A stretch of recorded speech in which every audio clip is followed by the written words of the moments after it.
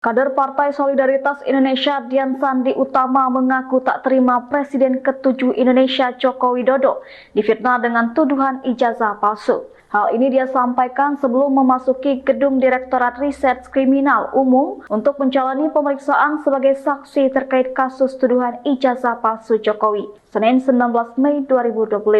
Dian mengaku terkait memasang badan untuk Jokowi lantaran ia sedih Jokowi dihina. Oleh karena itu, Dian memastikan bakal melawan mereka yang menuding ijazah milik Jokowi palsu. Menurutnya, ia siap lawan Roy Suryo dan Dr. Tifa sampai kapanpun. Terlepas dari hal tersebut, Dian menyatakan bahwa pembelaannya terhadap Jokowi terkait tuduhan ijazah palsu tidak dilakukan atas nama partai politik maupun atas arahan Ketua Umum PSI yang juga putra bungsu Jokowi, Kaisang Pangarep. Namun ia bergerak atas nama pribadi dan inisiatif sendiri. Untuk diketahui, Dian melalui akun X @diansandiu sempat mengunggah foto ijazah Jokowi yang disebut asli pada 1 April 2025. Dalam kronologi yang disampaikan Jokowi saat membuat laporan, disebutkan 5 nama. Mereka adalah Roy Suryo, Noto Diprojo, Rismon Hasiholan Sianipar, Egy Sujana, Tifauzia Tiasuma, dan Kurnia Triroyani. Kendati demikian, terlapor dalam perkara ini masih dalam penyelidikan karena memerlukan pembuktian dalam proses penyelidikan.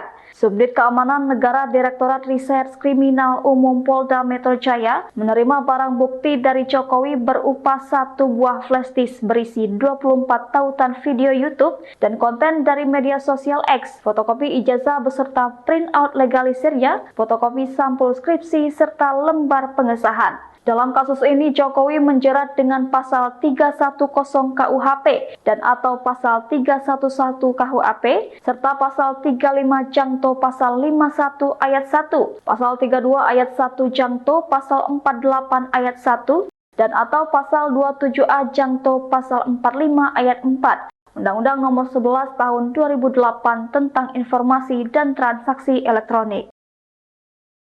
Download Tribun X sekarang, menghadirkan lokal menjadi Indonesia.